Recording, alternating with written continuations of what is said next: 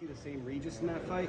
So it looked like you were fighting for your city and you were putting pressure on yourself and not doing things you typically do in the ring. Right, that's exactly what happened. Where a viewer, I was frustrated watching you because you were making me watch a fight I didn't want to watch longer. Damn, bro, you didn't want to watch my fucking fight? That's fucked up shit to say, huh? I got you. I'm fucking with you. I'm playing. Hey, you're in fight camp, so I have to do the Yeah. It's the best move for a guy with camera. Right. So, talk me through the emotion of that fight and why that performance wasn't what you wanted. Yeah, it was just a lot going on, bro. When you fight in your hometown, you just dealing with so much shit. You dealing with just so many tickets and people, and it's just terrible. It's a terrible thing to deal with all that type of shit. And then, you know, like I said, I don't know if I told people, but you know, I did some stuff the day of the fight that I wasn't supposed to do. I left my hotel room, went out, just did all kinds of stuff, and just had a lot of stuff on my mind. So, yeah, I did some things I wasn't supposed to do, and it just got to me. Is the goal of this fight to put Devin in the spot you felt at times in that fight? Some of those pressures, some of those uncomfortable moments in a hometown fight. No, I'm not worried about this. Like, for me, I'm worried about fighting the best Devin. That's it. I don't know how he's gonna respond to hometown stuff. I don't know how his mind is. He's gonna respond to the hometown thing. That's not on me. My goal is to go out there and win. And so I'm going out there focused on what I'm focused on, the things I've been working on, and you know, I know that that's gonna be enough to win the fight for sure. So how do you feel now? Like you changed the cam over LA. So how was?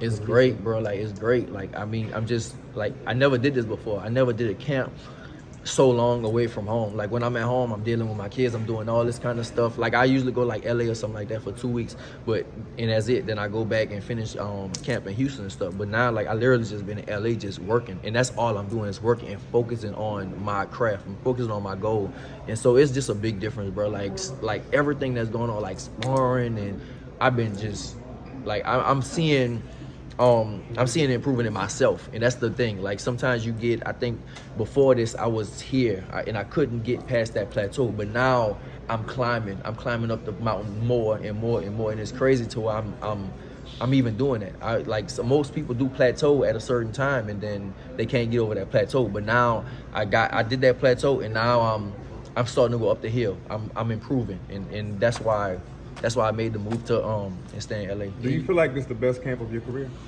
I'm not gonna say that. It's long. I mean, it's definitely a long one, because I've been the fight like 2 months away now, and usually I'll be starting camp right now. I've been training already for like 2 months, so it's a long camp. I'm not gonna say the best camp, but it's definitely. Well, how about you being? Do you feel like you're in the best shape of your career? Well, mentally, yes. Mentally, let's say mentally.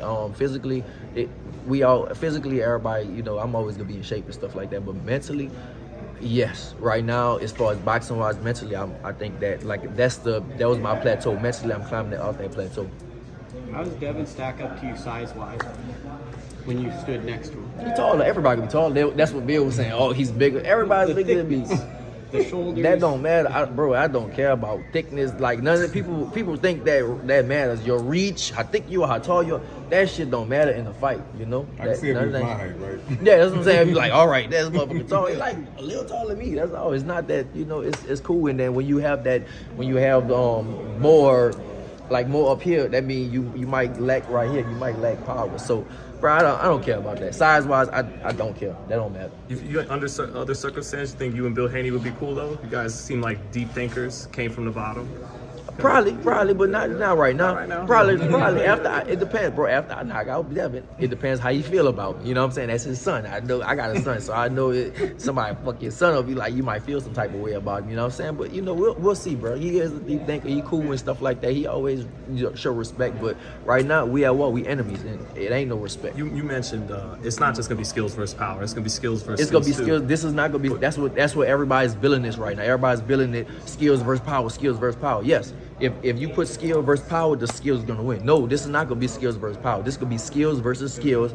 And of course, I can put out somebody. I have power too, but no, I'm building this. We doing skill versus skill. So everybody's saying, "Well, I just have power."